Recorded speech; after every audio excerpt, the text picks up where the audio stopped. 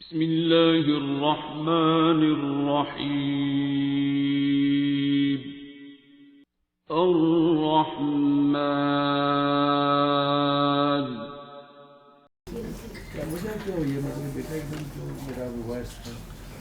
وجہ کیا ہوئی ہے؟ اللہ کی طرف سے آزمائش آ جاتی ہے. سب سے مشکل آزمائش اولاد کی آزمائش ہوتی ہے، جان کی، مال کی، اولاد کی. کہتا نا میں تمہیں آزماؤں گا. اب اس میں اولاد کی آزمائش مجھے سب سے مشکل لگتی ہے. ویسے تو اپنی جان پہ بن جائے تو وہ بھی مشکل لگتی ہے، مالی مشکل آ جائے، خدا نخواستہ قرضوں کے نیچے بندہ آ جائے، وہ بھی مشکل ہی لگتی ہے. لیکن اولاد کی آزمائش سب سے مشکل ہوتی ہے. اور مولا حسین کا اس میں پھر رول ذہن میں آتا ہے کہ کیا شان ہے اس ہستی کی کہ جان، مال، اولاد، بلکہ چادراں دی بھی، سارا کچھ اکٹھا ہی ہونا ہو گیا. تو کیا کس کے لیے؟ اس امت کے لیے قربانی کیا جو آج فیصلہ کر رہی ہے کہ انہوں نے کرنا پسند، انہوں دی عزت کرنی کہ نہیں کرنی، ہویا سی کہ نہیں سی ہویا، نعوذ باللہ. تو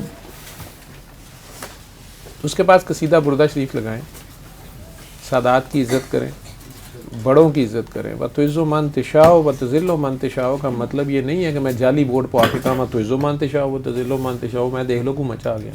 نہیں، اس کا مطلب یہ نہیں ہے. جن کو اس نے عزت دی ہوئی ہے وہی عزت والے رہیں گے، جنہیں اس نے اونچا کر دیا ہے وہی اونچے رہیں گے، اور جنہیں اس نے کہا نیچے رہو انہیں نیچے رہنا چاہیے. جنہیں اس نے کہا جھک جاؤ جھکنے والے کے ساتھ، ٹھیک ہے، ان کا کام ہے وہ جھک جائیں. اور جنہیں اس نے عالین کہہ دیا، آخر وہ قرآن میں 2 جگہ کہہ رہا ہے نا، شیطان کو کہہ رہا ہے کیوں نہیں تم نے سجدہ کیا، تم اپنے آپ کو عالین میں سے سمجھ رہے تھے. سو ہو آر دیز عالین؟ وہ عالین کون تھے جنہوں نے سجدہ بہرحال نہیں کیا؟ آدم علیہ السلام کو بھی نہیں کیا. اور آدم علیہ السلام نے مانا کہ میں نے اپنے سے پہلے بھی ایک تارا دیکھا تھا، وہ سرکار دو عالم. ٹھیک ہے، وہ جو شیعہ سنی سے فارغ ہو گئے نا، آپ یہ دیکھیں کہ اس نے جنہیں اس نے عزت دے دی جو قرآن میں وہ ذکر کر رہا ہے. ویسے آدم علیہ السلام کی ساری قوم برابر ہے، ان کی اولاد ساری برابر ہے. اللہ بھی کہہ رہا ہے، نبی بھی کہہ رہے ہیں، کتبہ حجت الوداع میں کہہ رہے ہیں نا. وہ قرآن سے ہٹ کے تو نہیں کہہ سکتے نا تم سارے برابر ہو. عربی کو اجمی پہ یا سید کو امتی پہ ایسے کہہ لیں، ساڑھی قوم تو ہے مانگتی پہ ہے، ٹھیک ہے، گورے کو کالے پہ، کالے کو گورے پہ کوئی فرق نہیں تھا، ماں سوائے جو تقویٰ میں زیادہ ہے، یہی ہے. اور قرآن بھی یہی کہہ رہا ہے. لیکن اس کے ساتھ قرآن یہ کہہ رہا ہے کہ میں نے اپنے کچھ خاص بندوں کو فضیلت دی اور انہیں خاص میسج دے کے بھیجا. ان 1,24,000 میں سے پھر 4 کو میں نے فضیلت دی. یہ بھی قرآن کہہ رہا ہے، حضور اس کے اگینسٹ تو نہیں جا سکتے. آل ابراہیم کا ورڈ یوز کر رہا ہے، آل نوح ہے، آل عمران ہے، آل موسیٰ آئی تھے، لیکن ان کو میں نے فضیلت دی جیسا کہ میں نے خامند کو فضیلت دی بیوی پہ. یہ بھی اس کا رول ہے. نماز بھی اگر کعبے میں بھی جا کے پڑھیں گے، خامند صاحب کو آگے کھڑا ہونا پڑے گا. اس نے ایک رول بنا دیا، ٹھیک ہے. اب خامد اپنے درجے سے ہی گر جائے وہ ایک علیحدہ بات ہے. تو بیوی کو کہے جسم فروشی کرتے، آپ بھی پیسے لے آتے مینو کو آ، تو وہ تو اب خامد کے درجے پہ ہی نہیں ہے نا، وہ تو دلے کے درجے پہ چلا گیا، ٹھیک.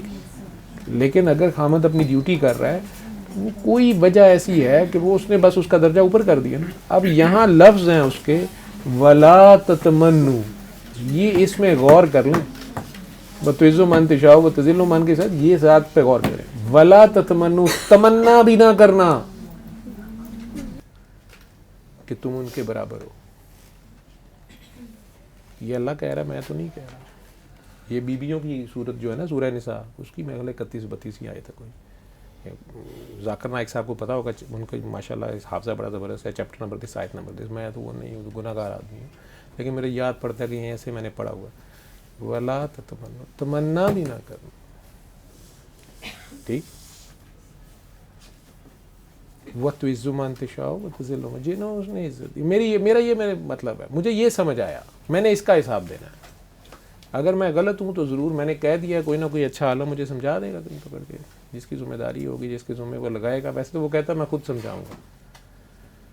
تو اس کو یاد کرنے کی جلدی نہ کر، تو اس کو پڑھنے کے لیے تیز تیز نہ پڑھ. ہم نے تو 15 دن میں قرآن ختم کرنا ہوتا ہے. وہ نبی کو کہہ رہا ہے اپنی جان پر ظلم نہ کر، میں نے یہ کلام مشقت کے لیے نہیں اتارا. اور اس کو یاد کرنے کی اور اس کو پڑھنے کی جلدی مت کر، زبان کو آہستہ. اس کو سنبھالوں گا بھی میں، اس کو یاد بھی میں رکھوں گا، اور اس کا محافظ بھی میں ہوں، اور اس کو سمجھاؤں گا بھی میں، اس کی تفسیر بھی میں خود کروں گا اگر کوئی مانگے اس سے، تو قیامت تک اس کا محافظ بھی میں ہوں۔ اور پھر جو اس کا مذاق اڑاتے ہیں اور تیرا مذاق اڑاتے ہیں، انہوں نے بھی میرے سے چھڑ دے۔ جب یہ مذاق آگے سے اڑائیں تو وہاں سے وسلام کہہ کے سائڈ پہ ہو جایا کرو، اور جب انہیں ہوش آ جائے یا اس کام سے باز آ جائے تو پھر ان کے پاس آؤ، پھر ان کے پاس آؤ اور پھر میرا میسیج دو۔ لیکن اگر مذاق اڑانا شروع ہو جائیں تو یہ نہ ہو کہ تباہ ہو جائے۔ تو یہ تمسخر اڑائیں تیرا تو خیر ہے۔ ایک وہ لوگ ہیں جنہوں نے نبی کریم صلی اللہ علیہ وسلم کے کارٹون بھی بنا دیے، نعوذ باللہ، بکواس کی، اس دور میں ان کے اوپر پتھر پھینکے، کوڑا کرکٹ گند پھینکا، دانت شہید کر دیے، گالیاں دیں، نام الٹے سیدھے رکھے، مجنون کہا، لیکن اللہ نے ان لوگوں کو 13 سال 23 سال مہلت دی۔ ان میں سے کئی بعد میں مسلمان ہوئے، مشرک تھے، بت پرست تھے، میں نے خدا کو مشرکوں کو معاف کرتے اور بڑے درجے دیتے دیکھا ہے، لیکن ایک غلطی وہ نہیں چھوڑتا نظر آیا مجھے کہیں بھی، وہ مسلمانوں کی ہے۔ وہاں پہ وہ نہ رحمان ہے نہ رحیم ہے۔ جو اس کے بندے سے فائدہ لے چکے ہوں، سرکار دو عالم کے ہاتھ پہ بیعت کرنے مسلمان ہونے کے بعد ان کے پیچھے نماز پڑھنے والے اتنی بات کہہ بیٹھے ہیں کہ نعوذ باللہ یہ کانوں کے کچے ہیں۔ وہ کہتا ہے نہیں، نو وے، نہ وہ رحمان ہے نہ وہ رحیم ہے وہاں پہ۔ سمجھ آ رہی ہے میری بات میں کیا کہہ رہا ہوں؟ سورہ توبہ میں وہ رحمان اور رحیم بسم اللہ الرحمن الرحیم نہیں ہے اسٹارٹ میں، اس میں غور کرے کیوں نہیں ہے، اس میں ساری باتیں کر کے اینڈ پہ بات لایا کہ یہ کہہ رہے ہیں کہ آپ کانوں کے کچے ہیں، یہ گھنے اندھیرے جنگلوں میں بھٹک گئے ہیں اور آپ کا بس نہیں چل رہا کہ آپ انہیں کسی طرح بچائیں۔ حالانکہ سارے نبیوں کی ذمہ داری ہے کہ یار انہیں بچاؤ، گناہ گاروں کو بچاؤ، میری طرف لاؤ۔ یہاں پہ نبی کریم لانا چاہ رہے ہیں اور اللہ الٹا ضد میں آ گیا ان کے ساتھ بھی، انہیں کہہ رہے ہیں کہ آپ، میں جانتا ہوں کہ آپ چاہ رہے ہیں کہ اب انہیں بچائیں، آپ اپنے بازو کو جلا کے شمع بنا لیں، حضور کو کہہ رہے ہیں، آپ اپنے بازو کو جلا کے بھی روشنی دکھانا چاہیں گے نا، میں اندھا کر دوں گا تو آپ کیا کر لیں گے؟ آپ گلے کی پوری طاقت سے چیخ کے انہیں آواز دیں کہ وہ ادھر آ جاؤ، میں گونگا بہرا کر دوں گا تو آپ کیا کر لیں گے؟ جو کارٹون بنا رہے ہیں، یہ جو کارٹون بنانے والا مرا ہے ابھی، وہ 13 سال کے بعد مرا ہے، 12 سال کے بعد اس نے اس کو پورا چانس دیا، کیونکہ وہ ناسمجھ تھا، بے خبر تھا، اور اس پہ بات کھولی ہوگی اس نے ضرور، کھولنے کے بعد جب اس نے پھر پنگا لینے کی کوشش کیا، جل مرا ہے۔ کوئی نہ کوئی اس نے پہلے اس کو فائدہ پہنچایا اس قرآن کا، قرآن والے کا، اس کے بعد اس کی شامت آئی ہے، لیکن اس کو 12 سال اس کو توبہ کے، سمجھنے کے اس نے پورے دیے ہیں، بہت مہلت دیتا ہے۔ لیکن یہ لوگ جو کہ کہنے کو مسلمان ہو جاتے ہیں، ہم لوگ بائی برتھ مسلمان ہیں، بائی چانس، بائی برتھ، اور ہمارے تک فیض آ گیا، ہمارے ماں باپ دادا دادی کوئی مسلمان ہوا آگے سے، ہمارے تک فیض آ گیا، چلے ہم مسلمانوں کے گھر پیدا ہو گئے، یہ بہت بڑی بات ہے اور اس کا ہم نے بہت فائدہ لیا ہے۔ یہ اگر اس شان میں گستاخی کریں گے ان کی معافی نہیں ہے، یہ زیادہ بڑی بلیسفیمی ہے، میں یہ ٹھیک ہے، اس کے پیاروں کی شان میں گستاخی کرنا، پتہ نہیں اس کو کون پیارا ہے۔ آج ہم ویسے کریں نا داتا صاحب جانا ہے کہ نہیں جانا، آج بھی پیدل افغانستان جانا، آپ کہہ رہے ہیں نا آپ کے حضرت صاحب پیدل حج کر کے آئے ہیں، ٹھیک ہے، آج بھی افغانستان پیدل جانا، حالانکہ شارع کرکرم بنی ہوئی ہے، بہت مشکل ہے۔ آج سے 1000 سال پہلے وہاں سے لاہور آنا، جب کہ پورا لاہور گائے کا پیشاب پی رہا ہے، پتھر پوج رہا ہے، ہمارے آپ کے باوجداد، اور یہاں آ کے ڈیرا لگانا اللہ کے نام پہ۔ آج پورا لاہور جو ہے یہ فیصلہ کر رہا ہے کہ داتا جانا ٹھیک ہے کہ گناہ ہے، ٹھیک ہے، وہ تو اپنی ڈیوٹی کر گیا، نہ شادی کی نہ کوئی بچے ادھر، اس کو تو اوتھرا نہ کترا نہیں ہونا چاہیے۔ آپ کو اپنے پردادا کی قبر کا پتہ ہے؟ بی بی آپ کو پتہ ہے؟ اپنے دادے پردادے پردادے کے پردادے کی قبر کا پتہ ہے؟ کبھی دادے کی قبر پہ گئی ہو یا دادے کے باپ کی؟ کوئی پتہ ہی ہو کون تھا کیا نہیں، پرواہ ہی نہیں ہمیں. کون نام لیتا ہے؟ باپ کی قبر پہ کوئی نہیں جاتا، اتنا ٹائم ہی نہیں ہوتا. 900 سال 1000 سال گزر گئے. 10 بندوں نے تو پرچہ کیا ہوا ہے کہ حیثیت وارث ہیں، کیونکہ نوٹ آج نوٹ بھی مل رہے ہیں وہاں سے، آتا ہی ہے. ٹھیک ہے، لیکن جو اس کا اصلی وارث ہے، اس کا اپنا نام وارث ہے، ٹھیک، اس نے وہ وہاں جو شمع ہے وہ 24 گھنٹے جل رہی ہے، وہاں سے فیض جاری ہے. جنہوں نے وہاں سے فیض لیا آج وہ ٹیڑھی آنکھ سے دیکھیں، وہ چاہے قرآن حفظ کر لیں چاہے نمازیں پڑھ لیں، وہ مسجد زرار بن جائے گی. کیا خیال ہے؟ اس کو گرا دیتا ہے.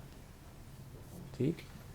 اور اگر ویسے لالچ میں بندہ زیادہ کچھ کر جائے، ثواب ہی زیادہ لینے لگ پائے، ذمہ داری زیادہ بڑی آ گئی نا. قرآن کا ہر حرف شفا ہے، لیکن قرآن کا ہر حرف تجلی بھی ہے. اس کو مومن کا قلب برداشت کرتا ہے نا. اور ہر وقت حالت مومنیت میں رہنا ہے جب آپ کے دل میں قرآن ہے، تاکہ آپ اس تجلی کو برداشت کریں. وابڈا کے چیئرمین جو ہیں وہ ننگی تار پکڑ سکتے ہیں بجلی کی، تو پھر یہ حال ہو جاتا ہے. تو کئی بار چھوٹی عمر کی باتیں جو ہیں نا بچوں کی، وہ زیادہ پیار میں اللہ کے زیادہ ہی قریب چلا گیا. ٹھیک ہے. اب اس کا شاید اللہ سے یہ ہو کہ بس میں نے اب آپ کے پاس ہی آنا، آئی لو یو. تسی کہندے ہو نہیں آئی لو یو، ہوں جیڑا بہت لو یو کرتے. ٹھیک ہے، کہتے رانجا رانجا کر دی نہیں ماں آپ رانجا ہوئی. ٹھیک. وہ کئی لوگ حق کی تلاش میں حق سے جا واصل ہوتے ہیں. وتواصوا بالحق وتواصوا بالصبر، تو پھر انہیں صبر سے کھڑا ہونا ہوتا ہے وہاں پہ. اللہ خیر کرے گا. یہ وہ جگہ ہے جہاں پہ سرکار دو عالم سے خاص شفاعت مانگی جاتی. ٹھیک ہے. وہ ہیں یا نہیں مجھے نہیں پتا، میں نہیں اس بحث میں جاتا. میرے لیے وہ ہے. ٹھیک ہے، میرے لیے وہ ہے، میں تو نہیں کہہ سکتا. ٹھیک. اور وہ سفارش کر دیں. ٹھیک. جو میں نے کہا سمجھ آیا، جو میں نے نہیں کہا وہ بھی سمجھ آیا. اللہ ہم سب کا حامی و ناصر. علم القرآن خلق الإنسان